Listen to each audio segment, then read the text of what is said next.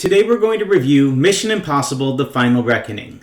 But if you haven't seen it, I would stop now because there will be spoilers in the video.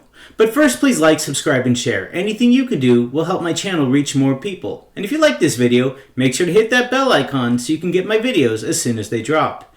Yes, Tom Cruise delivered Mission Impossible number 75 last weekend, and frankly, this one was alright. I'll tell you one thing, by the final credits of the movie, I'm pretty sure it won't be the final time that Tom Cruise will be doing a Mission Impossible. This guy will be reckoning plenty in the future. The fact is that it was pretty formulaic for a Mission Impossible movie. They show him a thing that he has to do, it's extremely complicated, and then he brings his team together and a bunch of other random people around the world, and guess what? He accomplishes it.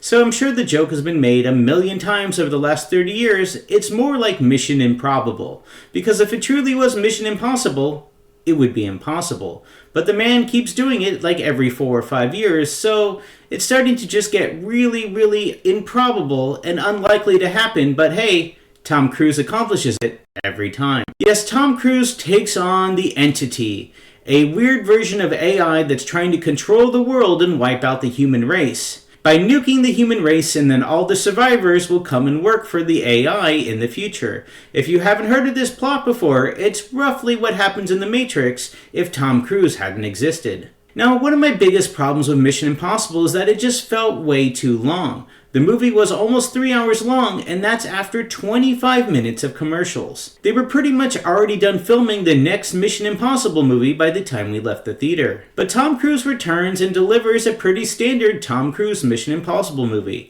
He's running around a lot, he gets beat up a lot, he holds on to random planes, and even a sub or two in this film, and he always has his shirt off in almost every single scene. Unfortunately, the dude's like 60 years old now, so even as buff as he is, he's still kind of flabby. And then there's other recognizable people as well. There's Hayley Atwell, she delivers the standard female lead character pretty well. There's Simon Pegg still there, delivering the Benny character as being as funny as possible when you constantly have nuclear war talking about all the time.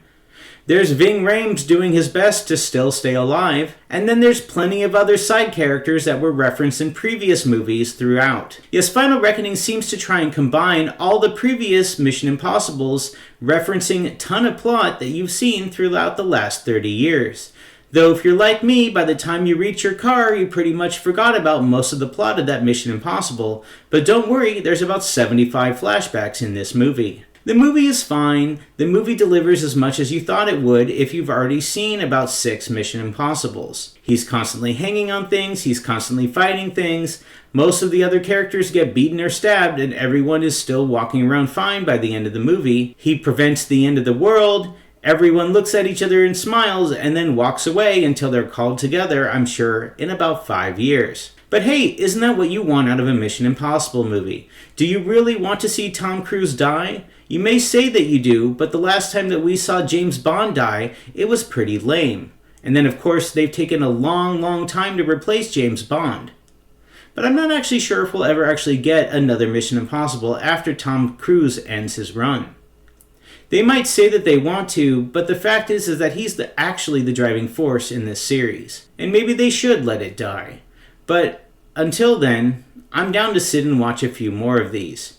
But maybe, just maybe, make it less than 3 hours. Even it out at like 2 hours and 15 minutes. Build up the plot for 45 minutes, do an hour of the middle, and then have a final 45 minutes at the end. Sounds pretty sweet to me. Look, the movie wasn't bad.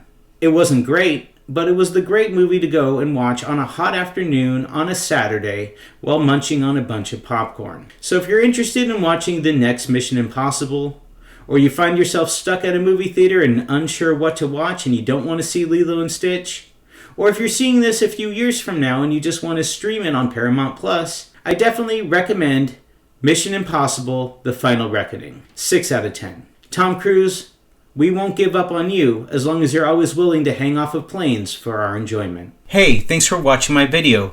Make sure to click that subscribe button and check out those videos on screen now.